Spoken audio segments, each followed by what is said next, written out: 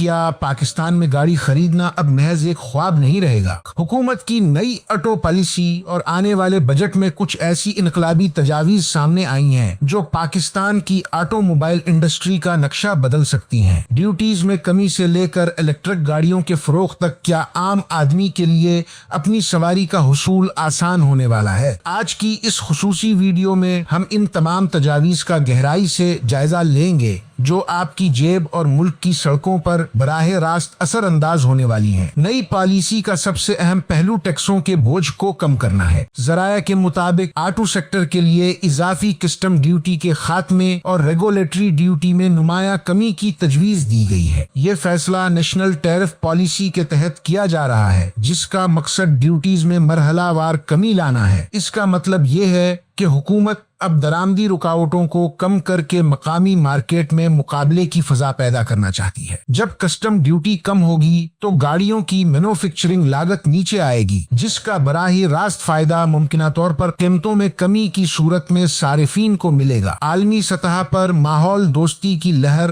اب پاکستان میں بھی جڑیں پکڑ رہی ہے۔ نئی تجاویز میں صرف بیٹری الیکٹرک وہیکلز ہی نہیں بلکہ دیگر نئی توانائی سے چلنے والی گاڑیوں کو بھی پالیسی کا حصہ بنانے کی سفارش کی گئی ہے۔ سب سے بڑی خبر ہائیبرڈ گاڑیوں کے شوقین افراد کے لیے ہے۔ تجویز ہے کہ ہائیبرڈ گاڑیوں کے پارٹس پر کسٹم ڈیوٹی صرف 5% رکھی جائے اور سب سے اہم بات ہائیبرڈ گاڑیوں پر سیلز ٹیکس کو کم کر کے 9% کرنے کی سفارش کی گئی ہے۔ اگر یہ تجویز منظور ہو جاتی ہے تو ہائیبرڈ گاڑیاں جو اب تک اپنی قیمت کی وجہ سے عام آدمی کی پہنچ سے باہر تھیں کافی حد تک سستی ہو سکتی ہیں۔ یہ نہ صرف پیٹرول کی بچت کرے گا بلکہ ماحولیاتی آلودگی میں بھی کمی لائے گا۔ آئیے ذرا ٹیکنیکل پہلوؤں پر نظر ڈالتے ہیں۔ حکومت مقامی مینوفیکچرنگ کو فروغ دینے کے لیے ایک واضح روڈ میپ دے رہی ہے۔ سب سے پہلے آٹو پارٹس پر کسٹم ڈیوٹی 5% کرنے کی تجویز دی گئی ہے۔ دوسرے نمبر پر اسمبلڈ یونٹس پر ڈیوٹی 10% مقرر کرنے کی سفارش کی گئی ہے، جبکہ CKD کٹس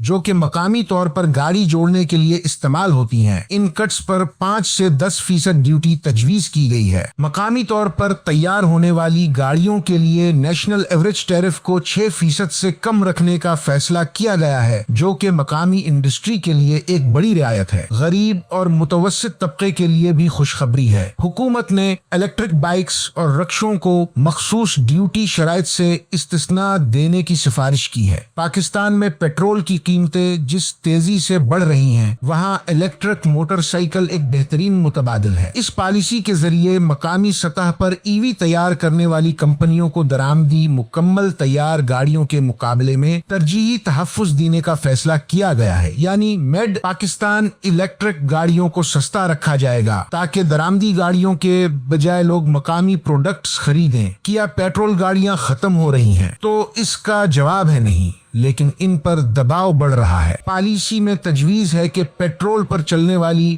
مکمل تیار درآمدی گاڑیوں کے ٹیرف میں بھی مرحلہ وار کمی کی جائے گی۔ حکومت کا پلان یہ ہے کہ آٹو سیکٹر کو دی جانے والی مراعات کو آہستہ آہستہ نارمل رجیم میں منتقل کیا جائے تاکہ انڈسٹری اپنے پاؤں پر کھڑی ہو سکے اور عالمی معیار کا مقابلہ کر سکے۔ یہ تجاویز بظاہر بہت دلکش ہیں لیکن یہاں کچھ سوالات بھی اٹھتے ہیں۔ پہلا یہ کہ کیا آٹو کمپنیاں ڈیوٹی میں اس کمی کا فائدہ واقعی عوام تک پہنچائیں گی؟ ماضی میں دیکھا گیا ہے کہ ٹیکس کم ہونے کے باوجود قیمتیں کم نہیں کی جاتے ہیں۔